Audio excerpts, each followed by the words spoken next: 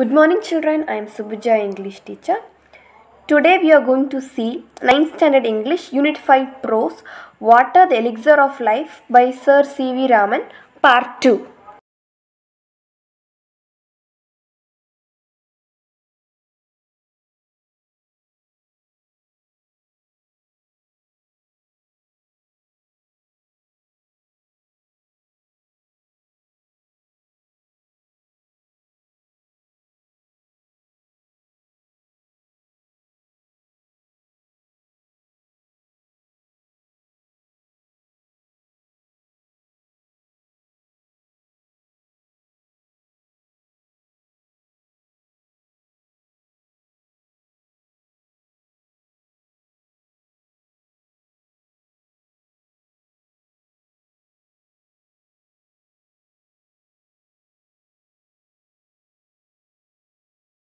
I am going to explain para 4. Para 4ல author என்ன சொல்லியிருக்காருன்னா, தண்ணியை மாதிரி அழகு தர்றது இந்த உலகத்தில் எதுவுமே கிடையாது. இந்த உலகத்துக்கு அழகு கொடுக்குறது தண்ணி தான்.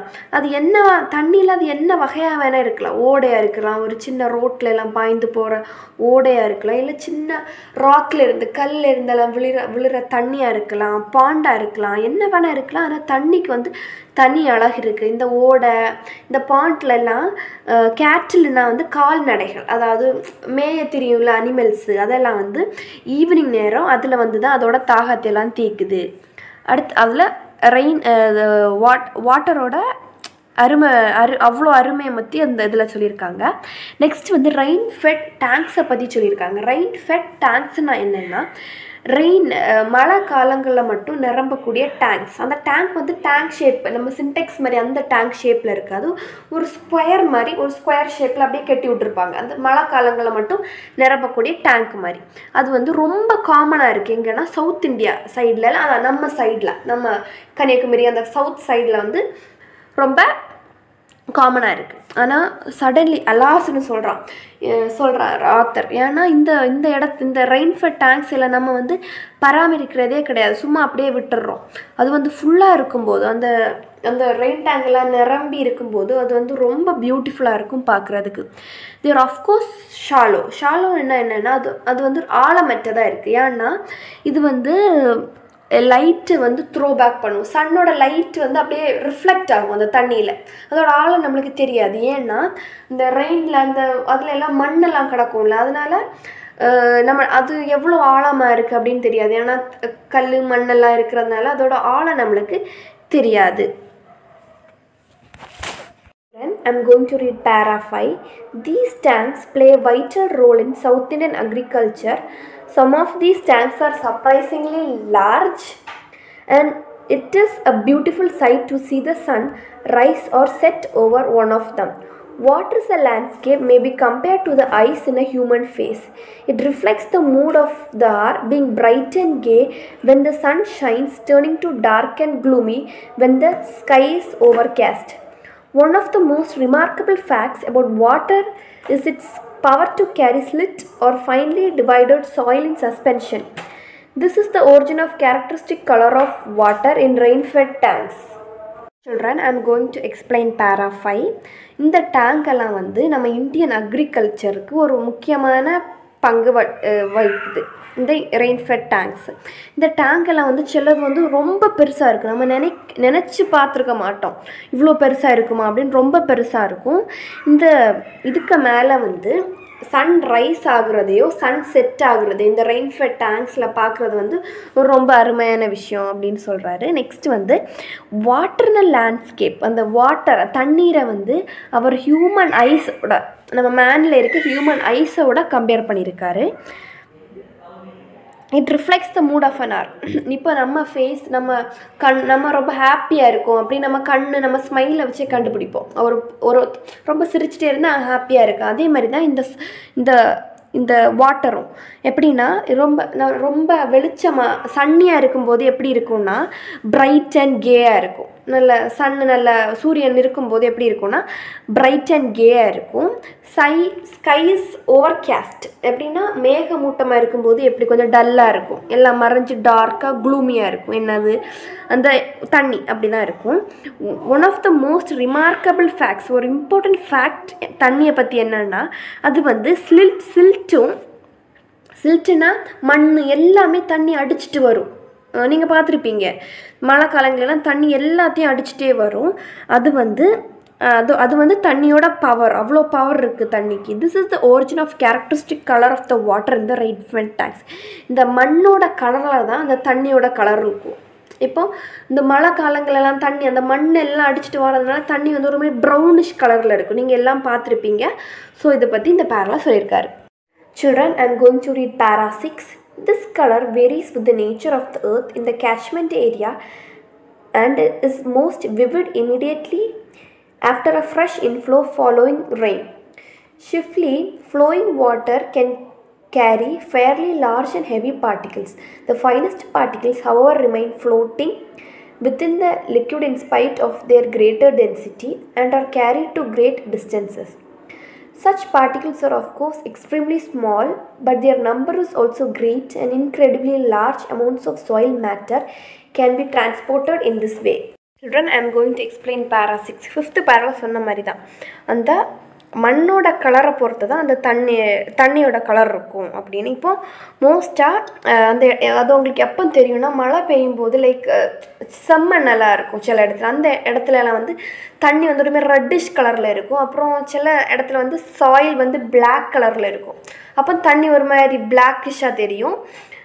இப்படி தான் மழை பெய்யும் போது வந்து உங்களுக்கு எல்லாம் கரெக்டாக தெரியும். அந்த சாயிலோட கலர் மாறுறது, முன்னாடி எப்படி சாயில் இருந்து மழை பெஞ்சதுக்கப்புறம் இந்த சாயிலுக்கு ஏற்ற மாதிரி எப்படி கலர் மாறி இருக்கேன் எல்லாமே மழை பெய்யும்போது நல்லா தெரியும்.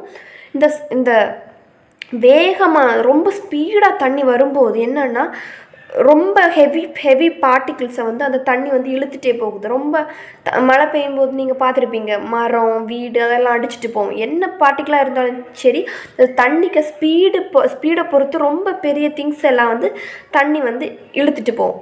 ஃபைனஸ்ட் பார்ட்டிக்கல் என்னென்னா அந்த பிளாஸ்டிக் டப்பா சில பாட்டில்ஸ் அதெல்லாம் வரும்போது அது வந்து மிதந்துட்டே வரும். தண்ணியில் மிதந்துட்டே வர்றதை நீங்கள் பார்த்துருப்பீங்க. அந்த மாதிரி திங்ஸ் எல்லாம் வந்து நிறைய ரொம்ப தூரம் இழுத்துட்டு போவோம். அந்த ரொம்ப லைட் வெயிட்டாக இருக்கிற பார்ட்டிகிள்ஸ் எல்லாம். இந்த லைட் வெயிட்டான இருக்கிற பார்ட்டிகிள்ஸ் வந்து நிறைய இருக்கும் ஆனால் சின்னதாக இருக்கும். இதே மாதிரி தான் இந்த திங்ஸ் அடிச்சுட்டு போகிற மாதிரி தான் சாலிட் மேட்டர். ஆனால் இதை எதை சொல்லியிருக்காருன்னா மண்ணை சொல்லியிருக்காரு. சாண்ட் எவ்வளோ நிறைய மண்ணை வந்து இந்த தண்ணியால் அடிச்சுட்டு போக முடியும். இந்த மாதிரி வேலை, அதாவது இந்த பிளாஸ்டிக் அந்த டப்பா எல்லாம் ரொம்ப லைட் வெயிட்டாக இருக்கிறத எவ்வளோ தூரம் அடிச்சுட்டு போகுதோ அதே மாதிரி நிறைய மண்ணையும் இந்த தண்ணி வந்து அடிச்சுட்டு போகும். Children, I am going to read para 6. This color varies with the nature of the earth in the catchment area and is most vivid immediately after a fresh inflow following rain. Swiftly flowing water can carry fairly large and heavy particles. The finest particles, however, remain floating within the liquid in spite of their greater density and are carried to great distances. Such particles are of course extremely small, but their number is also great and incredibly large amounts of soil matter can be transported in this way. Children, I am going to read para 7. When silt laden water mixed with the salt water of the sea, there is rapid precipitation of its suspended matter. This can be readily seen when one travels by steamer down a great river to the deep sea. The color of the water changes successively from the muddy red or brown of silt through varying shades of yellow and green finally to the blue of the deep sea. The great tracts of land have been formed by silt thus deposited is evident on an examination of the soil in alluvial areas. Such land consisting as it dust of finely divided matter is usually very fertile. Children, I am going to explain para 8. இந்த சேறு கலந்த தண்ணி வந்து sea water எப்படி இருக்கும், சால்ட்டாக இருக்கும். இந்த salt வாட்டரோட கலரும்போது there is a rapid precipitation, ஒரு டிஃப்ரெண்ட் சேஞ்ச் இருக்குது ஆஃப் த சஸ்பெண்டட் மேட்டர்னா இந்த ரெண்டு சேரும் இதுவும் சேர்ந்து ஒரு மாதிரி கலவை கிளேம் ஒரு மாதிரி இருக்கும். அதுதான் சஸ்பெண்டட் மேட்டர்னு சொல்கிறாங்க. இப்போ வந்து ஒரு ஸ்டீமர்னா அந்த பிக்சரில் கொடுத்துருக்காங்க பாருங்கள், ஒரு போட்டு மாதிரி. இது ஸ்டீமர். இந்த ஸ்டீமரில் வந்து நீங்கள் ஒரு அப்படியே ட்ராவல் பண்ணிகிட்டு இருக்கும்போது ஒரு ரிவருக்கு போகிறீங்க, ரிவர்லேருந்து அப்படியே கடலுக்கு போகிறீங்க, டீப் சீக்கு போகும்போது ரிவரில் இருக்கிற தண்ணியெல்லாம் எப்படி இருக்கும், ஒரு மாதிரி ப்ரௌனாக இருக்கும், ரொம்ப மட்டியாக, ரொம்ப தொளி பிடிச்ச தண்ணி மாதிரி அப்படி இருக்கும். ஆனால் அப்படியே அந்த தண்ணிலேருந்து அப்படியே ரிவர்லேருந்து அப்படியே நீங்கள் கடலுக்கு போனீங்கன்னா அந்த கலர் சேஞ்ச் எப்படி நடக்குதுன்னு நீங்கள் பார்க்கலாம். எப்படி இருக்கும்னா ஃபஸ்ட்டு வந்து மட்டி ரெட்டாக இருந்துட்டு அப்புறம் நிறைய ஷேடுக்கு மாறும். அடுத்து கொஞ்சம் தூரம் போகும்போது எல்லோவாக மாறும், க்ரீனாக மாறும். அப்புறம் கடைசியாக சீக்கு வரும்போது என்ன கலரில் இருக்கும்னா ப்ளூ கலரில் இருக்கும். இந்த மாதிரி டிஃப்ரெண்ட் கலரில் எதுக்கு ஏன் சாயில் இருக்குன்னா இப்படி இந்த டெபாசிட் ஆஃப் சில்ட்டால் தான். எப்படின்னா லைக் இந்த மழை தண்ணி விழும்போது அந்த சாயில் தண்ணி மாறுது. அப்போது அந்த கலர் அந்த முக்கிய காரணம் வந்து மழையால் தான் அந்த சாயிலோட கலர் மாறி இருக்குது.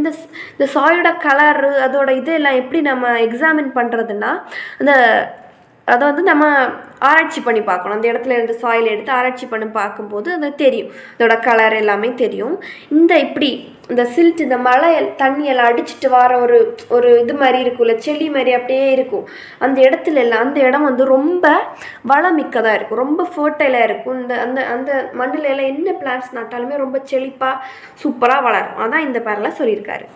Children, now I am going to read para 8. The flow of water has undoubtedly played a great part and a beneficent one in the geological processes by which the soil on the earth's surface has been formed from the rocks of its crust. The same agency, however, under appropriate conditions, can also play a destructive part and wash away the soil, which is the foundation of all agriculture, and if allowed to proceed unchecked can have the most disastrous effect on the life of the country. The problem of soil erosion is one of the serious import in various countries and especially in many parts of India. The conditions under which it occurs and the measures by which it can be checked are deserving of the closest study. Children, I am going to explain para 8. In the flow of water, தண்ணி flow வந்து சந்தேகமே இல்லாமல் ரொம்ப ஒரு important ரொம்ப பயனுள்ளதாக இருக்குது. எதில் இருக்குன்னா geological process by which soil on the earth surface can be found from the rocks. முதல்ல நம்ம பார்த்தோம், சின்ன பாறைகள் எல்லாம் உடஞ்சி தான் வந்து தண்ணி. அது இப்போ கிணறெல்லாம் தோண்டும் போது ஃபுல்லாக ராக்காக தான் இருக்கும். அந்த ராக்லேருந்து ராக் உடஞ்சி தான் தண்ணி எல்லாம் வருதுன்னு நம்ம கேள்விப்பட்டிருக்கோம். அதே மாதிரி தான் இந்த தண்ணி இந்த ராக்லேருந்து தண்ணியெல்லாம் அப்படியே வந்து லைக் மண் உருவாகி அப்படி தான் தண்ணியெல்லாம் ஃப்ளோ ஆகிடுது. அப்படியே தண்ணி இதாகுது. இதுக்கு வந்து ஃப்ளோ ஆஃப் தண்ணி ஃப்ளோ இல்லைன்னா எப்படி அந்த தண்ணி எங்கும் குளம் ஆறு எப்படி எல்லாத்துலேயும் போகும். இந்த ஃப்ளோ ஆஃப் வாட்டர் வந்து ரொம்ப இம்பார்ட்டண்ட்டாக இருக்குது.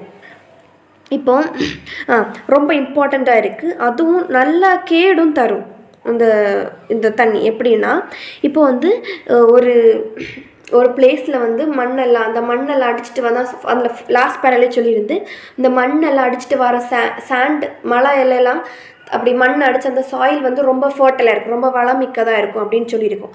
அதே இடத்துல சில இடத்துல வந்து அந்த இடத்துல நல்ல சாயில் தான் இருக்கும். ஆனால் மழை பெய்கிறதுனால அந்த நல்ல சாயில் அந்த மேலே இருக்க நல்ல சாயிலை வந்து இந்த மழை அப்படியே அந்த தண்ணியோடு அடிச்சுட்டு போயிடும். இது வந்து அந்த இடத்துல வந்து நம்ம அக்ரிகல்ச்சரே பண்ண முடியாது. ஒரு நல்ல சாயிலே இருக்காது, நல்ல மண்ணே இருக்காது, ரொம்ப வறண்ட மண்ணாக ஆயிடும். இந்த தண்ணி வந்து ரொம்ப இம்பார்ட்டன்ட் பார்ட் ஆஃப் த சாயிலை வந்து எடுத்துகிட்டு போயிடும். இப்படி பண்ணுறதுனால வந்து அந்த இடம் வந்து அக்ரிகல்ச்சர் ஒன்றுக்குமே யூஸாக இல்லாததாக இருக்கும். அப்புறம் வந்து இதை வந்து நம்ம கண்டுக்காமல் விட்டோம்னா ரொம்ப ரொம்ப டிஸ்ட்ரெஸ் எஃபெக்ட் நம்ம இருக்கும். எப்படின்னா இந்த சாயில் எரோஷனால் இதுன்னா மண் அரிப்பு வந்து மோஸ்ட்டாக எங்கே இருக்குன்னா நம்ம இந்தியாவில் மோஸ்ட்டாக இது இருக்குது. இப்போ வந்து இதை நம்ம தடுக்கிறதுக்கு என்னெல்லாம் விதிமுறைகள் இருக்குது அப்படின்னு எல்லாம் நம்ம இது பண்ணி அந்த ப்ராப்ளத்தை வந்து கிளியர் பண்ணணும். சில்ட்ரன், நீங்கள் இப்போ பார்க்குறது தான் ரெயின்ஃபெட் டேங்க்ஸ், அதாவது மழை காலங்களில் நிரம்பக்கூடிய டேங்க்ஸ். இந்த டேங்க்ஸ் எல்லாம் வந்து நிறைய பேர் வந்து ரொம்ப கண்டுக்காமல் இந்த தூரெல்லாம் வாராமல் அப்படியே விட்டுருவாங்க. இப்படியெல்லாம் இருக்கக்கூடாது. நல்லா க்ளீனாக வச்சுருந்தா அந்த ஒரு வருஷத்துக்குள்ளே விவசாய தண்ணி எல்லாமே நம்ம இந்த ரெயின்ஃபெட் டேங்க்ஸ்லேருந்து நம்ம எடுக்கலாம். இதுதான் rainfed tanks. Thank you children. In Water the Elixir of Life, the part 2 is completed.